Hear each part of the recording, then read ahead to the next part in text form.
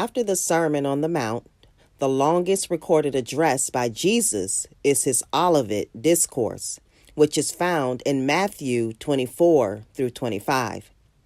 In these chapters, Jesus briefly describes the coming destruction of Jerusalem that occurred in 70 AD, and then goes on to describe at length what will happen just before his second coming.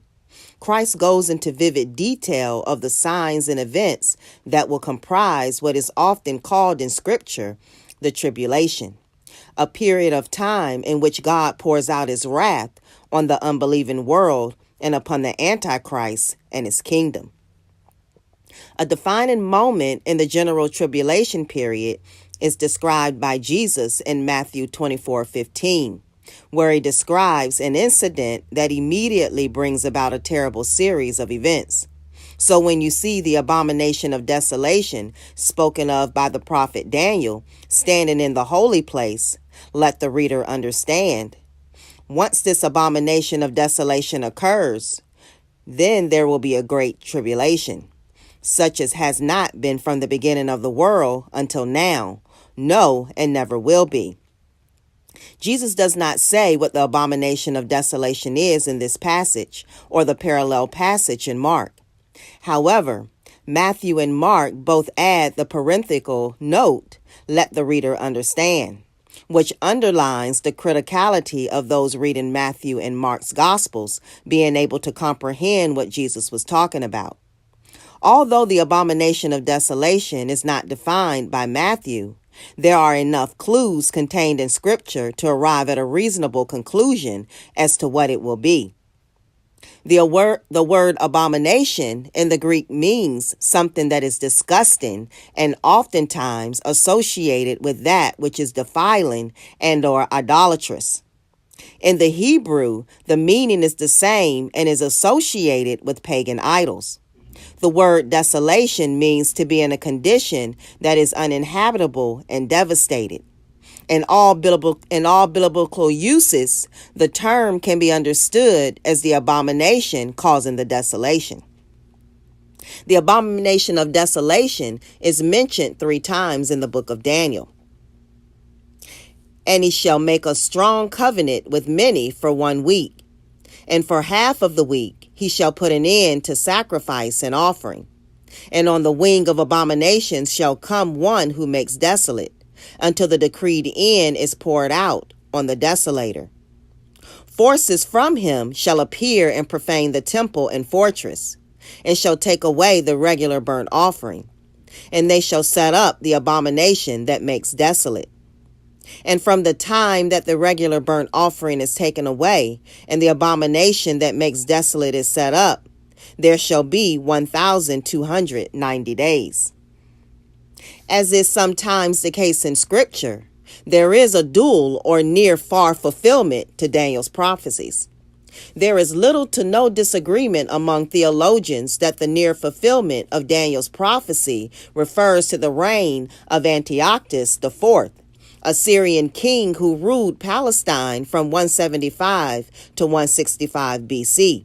He assumed the title Theos Epiphanes, or God Manifest, which gives some idea of his tyrannical pride.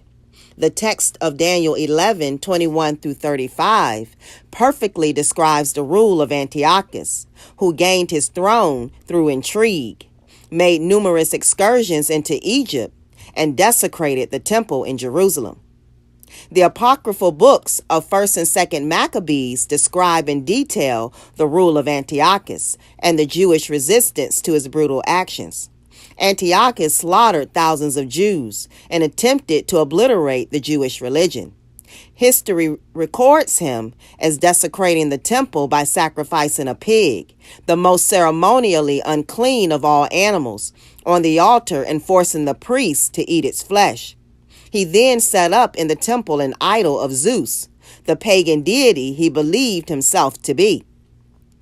When Jesus' words were recorded by Matthew, the reign of Antiochus had long since ended, and yet Jesus clearly speaks in a way that shows the abomination of desolation was to occur sometime in the future.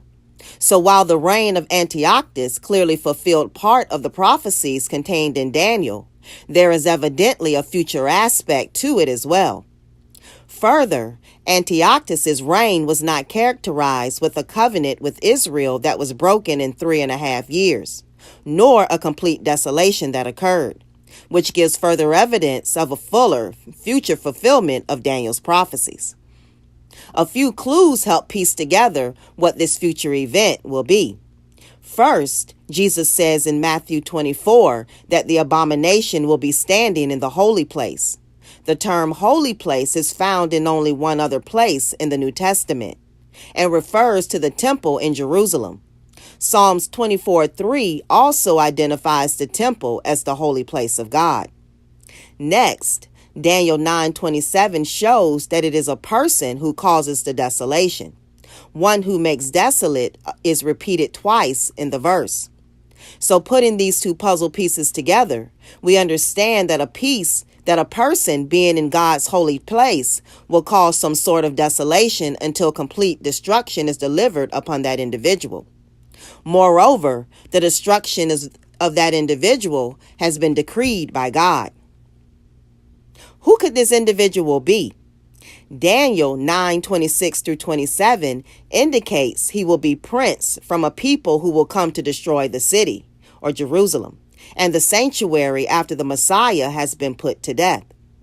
After Jesus was crucified, the Romans, under the lead of Titus, came into Jerusalem and destroyed the city and the temple, literally not leaving one stone upon another.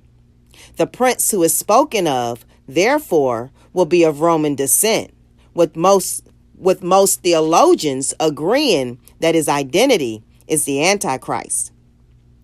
This is confirmed in the New Testament in two separate passages, which also provide the last piece of the puzzle as to what the actual Abomination of Desolation act is.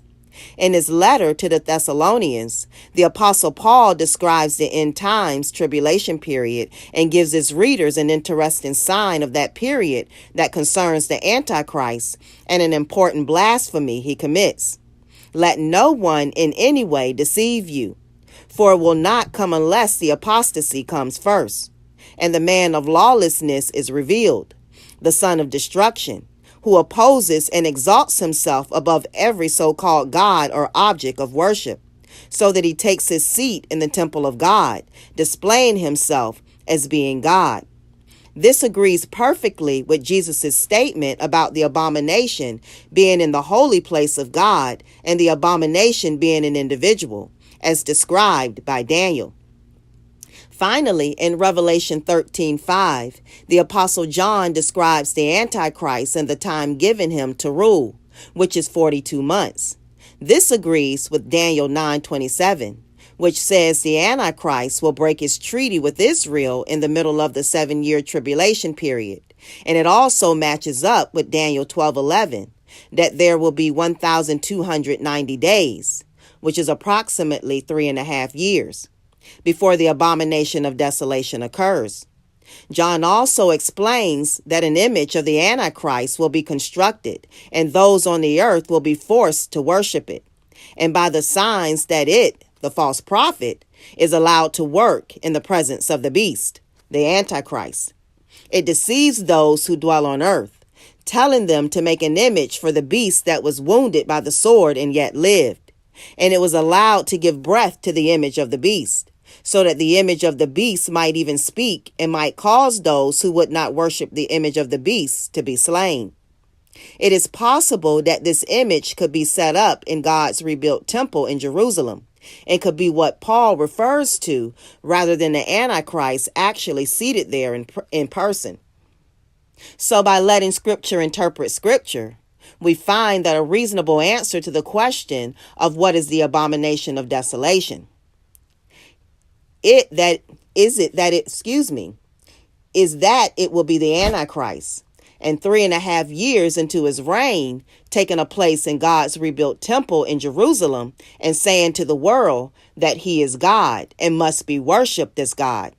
When that occurs, the real creator will respond to the challenge and will ultimately and eternally destroy the Antichrist.